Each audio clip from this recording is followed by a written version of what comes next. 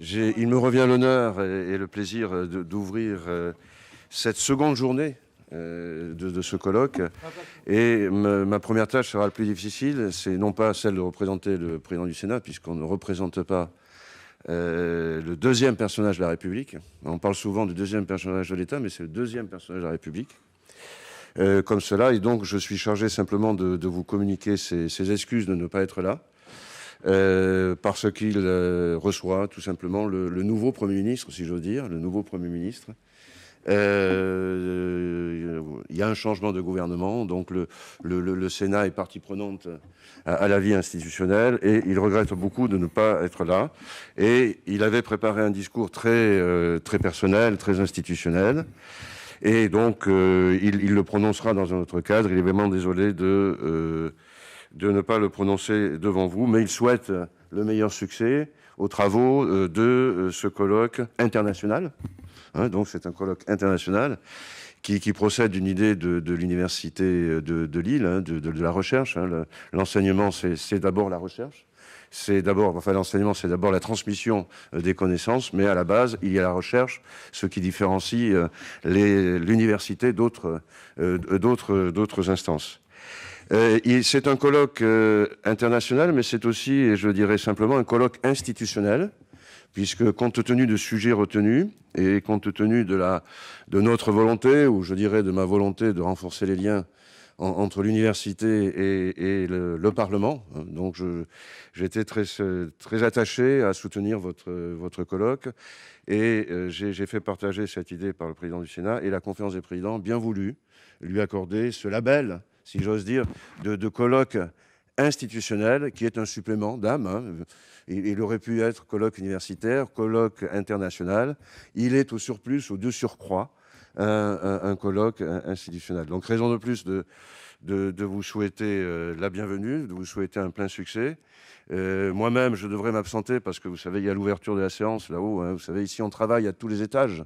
On parle du temps parlementaire, mais il y a le temps du sous-sol, il y a le temps du premier étage, qui est le temps de l'hémicycle, il y a le temps des commissions, c'est le troisième étage, et il y a le plus important, c'est le temps de la circonscription.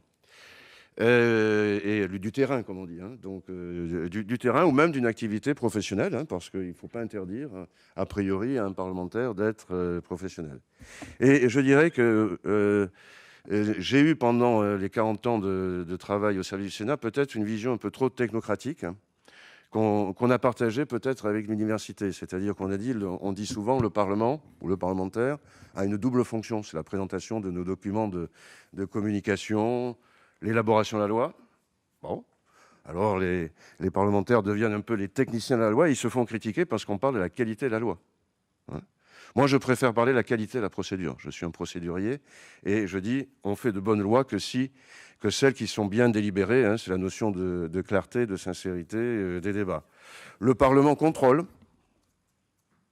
Alors on dit mais il peut se transformer en inspecteur d'académie, en inspecteur général de l'administration.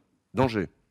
Et maintenant, on dit il évalue les politiques publiques. On a rajouté, on croyait faire plaisir, et on dit il évalue. Alors, et parfois, les politiques disent mais nous sommes des hommes politiques, nous ne sommes pas des techniciens. Nous voulons le conseil de l'évaluateur, des contrôleurs, mais nous ne voulons pas nous-mêmes contrôler, sauf cas particulier. Je crois qu'on oublie, à côté de cette fonction législative et de cette fonction de contrôle, une fonction essentielle, qui est la fonction de représentation.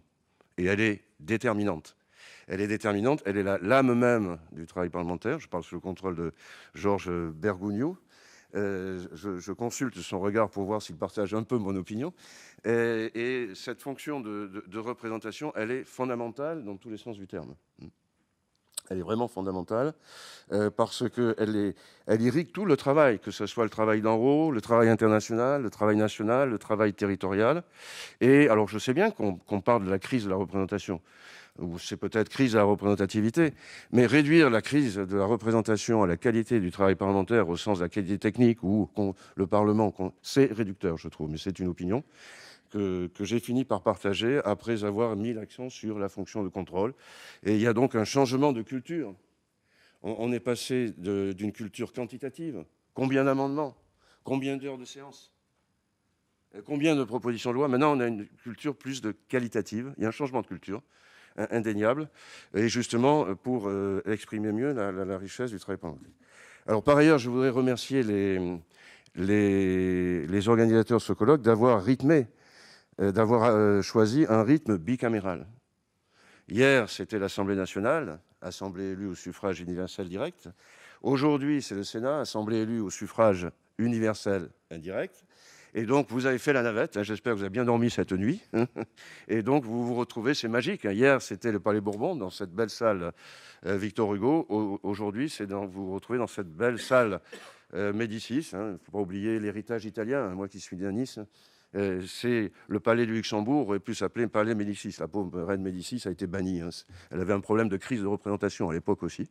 Et donc, cette salle Médicis. Donc, merci de vous être plié à ce rythme bicaméral. Je dis que je suis un ardent, non pas défenseur du Sénat, mais surtout, plus important, du bicamérisme. Car pour être le bicamérisme, il faut être deux. Donc lorsqu'on défend le Sénat, il faut défendre aussi l'Assemblée. Et nous défendons aussi le Parlement tout entier. La preuve, je suis fonctionnaire parlementaire. Et je suis fonctionnaire parlementaire comme les Georges Bergogneau. Et entre parenthèses, un peu de pub, nous organisons l'année prochaine un concours pour l'administrateur. Donc je vois des jeunes dames, des jeunes hommes d'avenir. Vous êtes tous d'avenir. Moi, je suis un homme du passé. Et donc, je ne vous incite pas à présenter le concours, mais je vous indique qu'il y a un concours ouvert pour 5 personnes, mais il peut y avoir une liste complémentaire. Et il y a dans cette salle quelques membres du jury. J'ai parlé trop longtemps et je vous souhaite plein succès. Je serai présent au maximum. Physiquement ou par l'esprit, avec l'idée que effectivement ce palais se prête à la pluriactivité. Merci et bonne chance.